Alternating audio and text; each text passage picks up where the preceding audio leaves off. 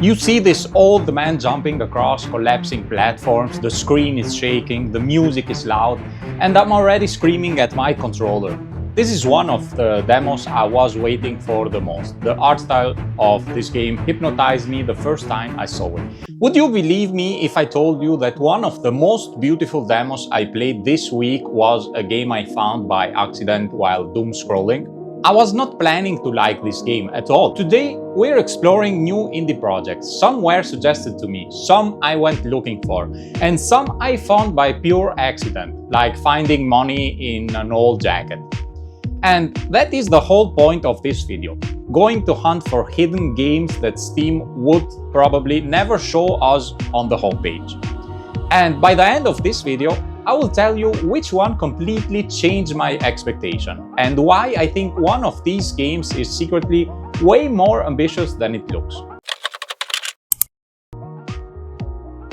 Let's start with the one that hypnotized me from the first second, The Eternal Life of Goldman. I first saw this game on TikTok, and the art style slapped me in the face.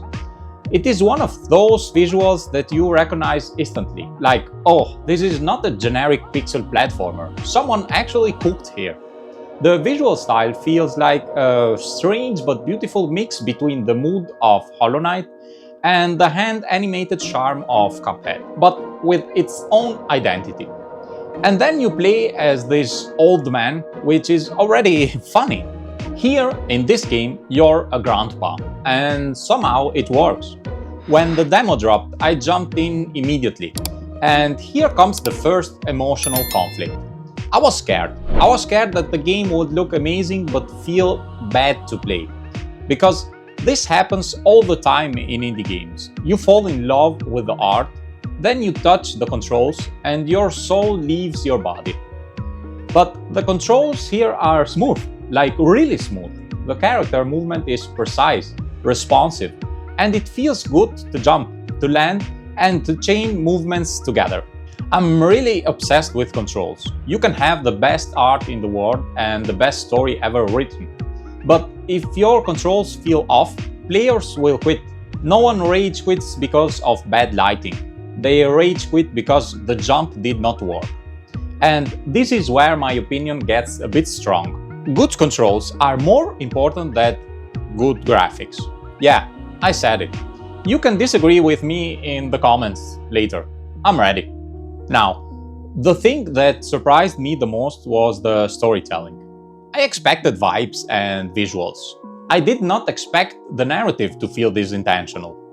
There is a clear word, a clear tone, and you can tell that the developer actually thought about what he wanted to say with this game.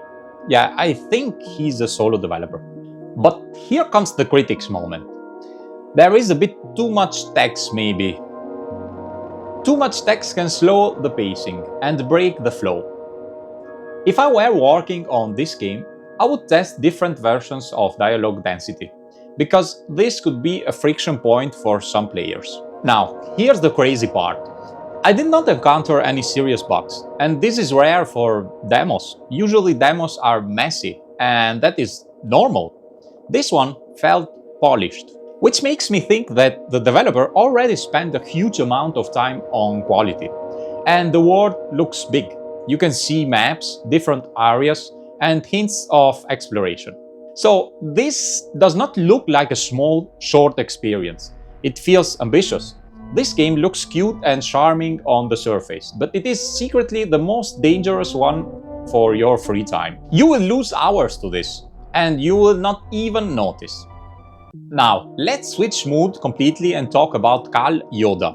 I hope I spelled it right.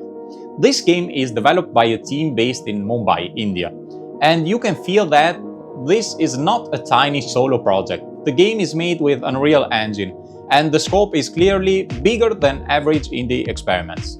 The environments are large, the assets are many, and the systems feel complex. This already tells me one thing: this project is ambitious. The setting is interesting, the warrior design is cool, and the cultural influence gives it a unique identity. You play as a warrior who can use both sword and bow, at the beginning at least.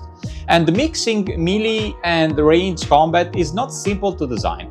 It adds depth, but also complexity in controls and balancing. But sometimes the sword attacks feel a bit random.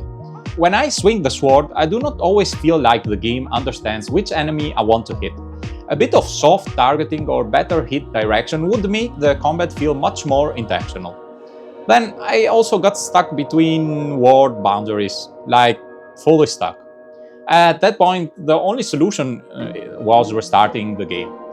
This is actually very normal for demos and big projects. This is why demos exist, to catch these problems early. Now, here's the twist. Even with these issues, I still want this project to succeed. Because the foundation is strong, the world is interesting, the story hooks you early, and the ambition is there. This feels like the kind of project that could become really impressive with more polish. And if anyone from the developers team is watching this, seriously, tell me how many of you are working on this. Because this does not feel like a one-person project at all. Now, Monochrome Heights is the plot twist of this video.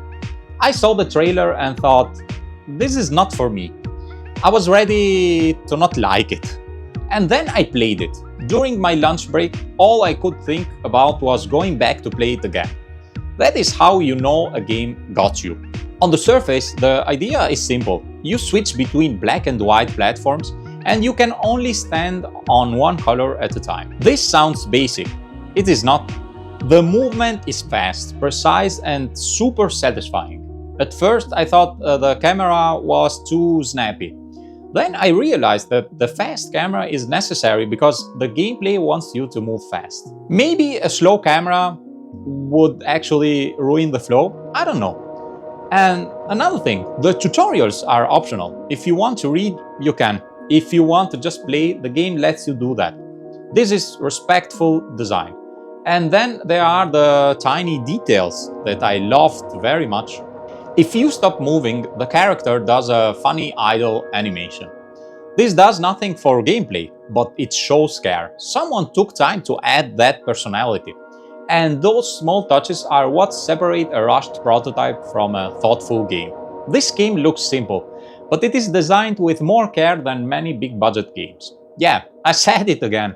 DOSMIC looks cool. The atmosphere is dark, mysterious, and slightly creepy. It gave me vibes similar to Little Nightmares. But here comes the frustration part.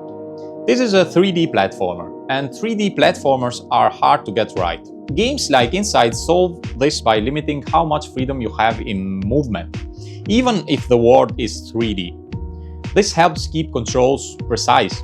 In DOSMIC, movement sometimes feels a little bit messy. When I try to move left or right, the character sometimes drifts forward or backward. Grabbing ledges does not always work when I expect it to.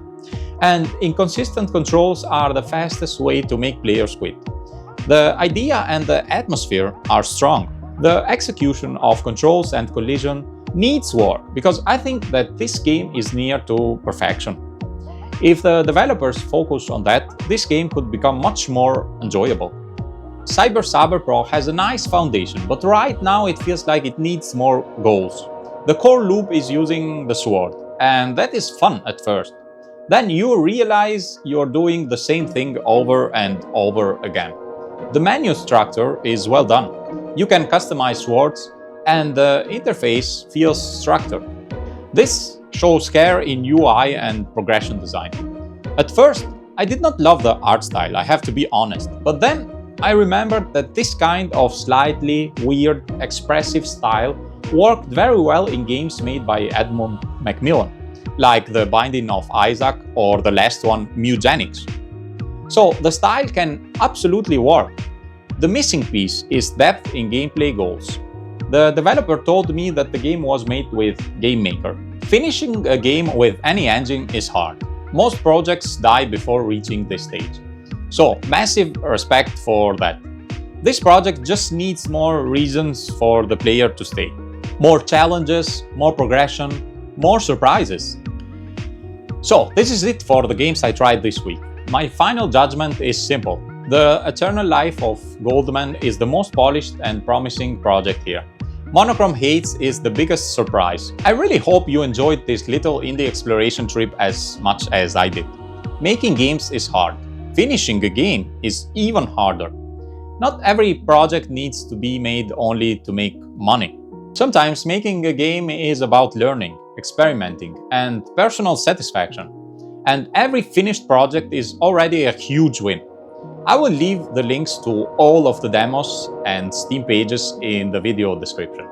If any of these games caught your attention, go try the demos and leave some feedback for the developers. Even a small comment or a short opinion can help a lot. Let me know in the comments which project you liked the most and why. And like always, thanks for watching.